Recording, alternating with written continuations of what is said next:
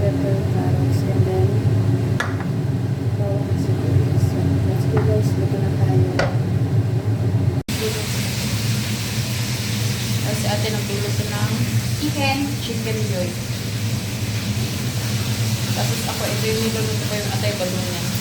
Hindi ko na napakita yung paano ko binita or ano. Ayan na siya.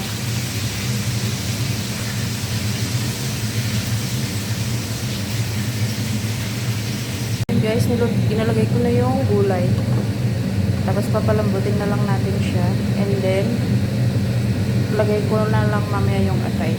Lagay ko muna yung itong carrots kasi medyo matigas siya. Kailangan kahit ano lang. Malambot naman na yung atay. Yung balunan kakasama.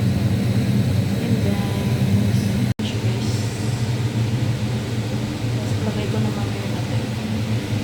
Kaya siya guys, luto na. So, kakain na kami. Yan. Ito ang ulam namin. Yan lang guys. Watching. Bye.